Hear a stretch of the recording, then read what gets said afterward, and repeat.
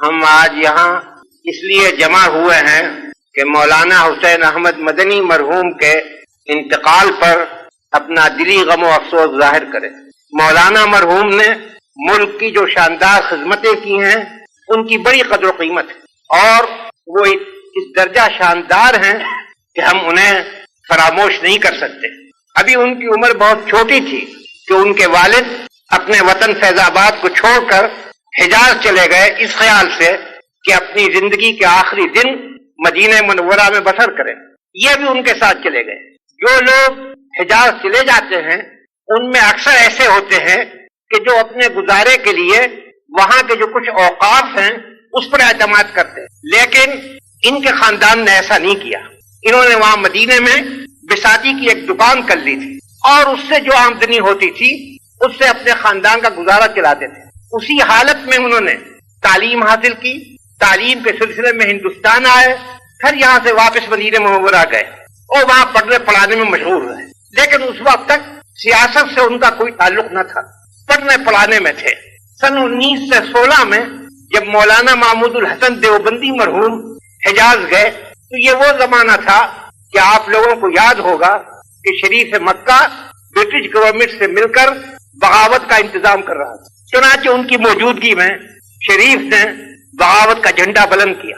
ظاہر ہے کہ مولانا محمود الحسن اس کو برداشت نہیں کر سکتے تھے، کسی نہ کسی طرح یہ خبر نکل گئی کہ وہ اس کے مخالف ہے۔ شریف نے انہیں گرفتار کیا اور جدے لا کر برٹش کونسل کے حوالے کر دیا۔ گرفتاری صرف ان کی تھی، لیکن مولانا حسین احمد جو ان کی خدمت میں رہتے تھے انہوں نے پسند نہیں کیا کہ وہ الگ رہیں۔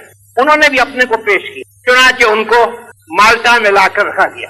جب لڑائی ختم ہو گئی اور مولانا محمود الحسن اور ان کے ساتھیوں کی رہائی کے لیے ملک میں صدائیں اٹھی تو گورنمنٹ نے انہیں رہا کیا۔ اس وقت یہ ہندوستان آئے۔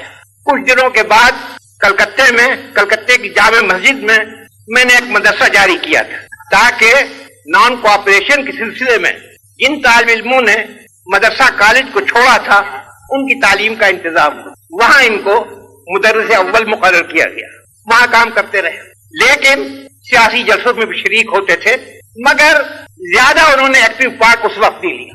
لیکن سن 1930 کے بعد انہوں نے اپنے تئیں آزادی کی لڑائی کے لیے وقف کر دیا، اور کانگریس کی کوئی تحریک ایسی نہیں ہوئی کہ جس میں انہوں نے مردانہ وار حصہ نہ لیا ہو اور شاندار قدم نہ اٹھایا۔ بار بار وہ جیل میں گئے، بار بار انہوں نے قید و بند کی تکلیفیں جھیلی، مگر ان کی پیشانی کو بل نہ آیا۔ اس سے بھی بڑھ کر جو چیز یاد رکھنے کے قابل ہے وہ مصیبتیں ہیں جو انہوں نے لیگیوں کے ہاتھوں سے اٹھائی۔ سن 45 میں جب الیکشن ہوا تو کانگریس کے امیدوار بھی کھڑے کیے گئے، چنانچہ مولانا حسین احمد مرحوم نے ملک کا دورہ کیا اور ہر جگہ لوگوں سے اپیل کی کہ جو کانگریس کے امیدوار ہیں ان کو ووٹ دیں۔ اس پر لوگوں نے جس غیر شریفانہ طریقے سے بعض مقامات پر ان کی مخالفت کی، حتیٰ کہ ضلع ہگلی کے ایک مقام پر تو ان کی جان کے لالے پڑ گئے تھے۔ اگر ریلوے پولیس نے مداخلت نہ کی ہوتی تو ان کے لیے جان کا خطرہ پیدا ہو گیا تھا۔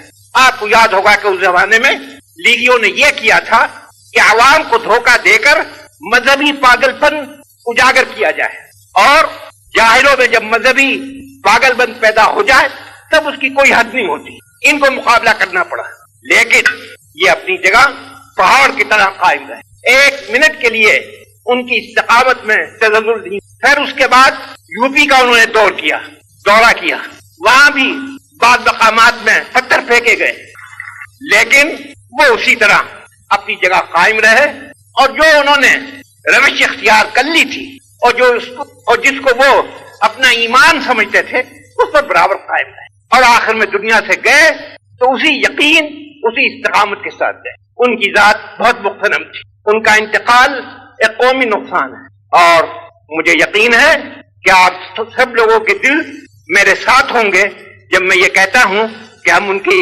وفات کو ایک قومی نقصان سمجھتے ہیں، اور ان کے لیے درگاہ خداوندی میں دعا کرتے ہیں کہ اللہ تعالی ان کی روح پر اپنی رحمت نثار کرے۔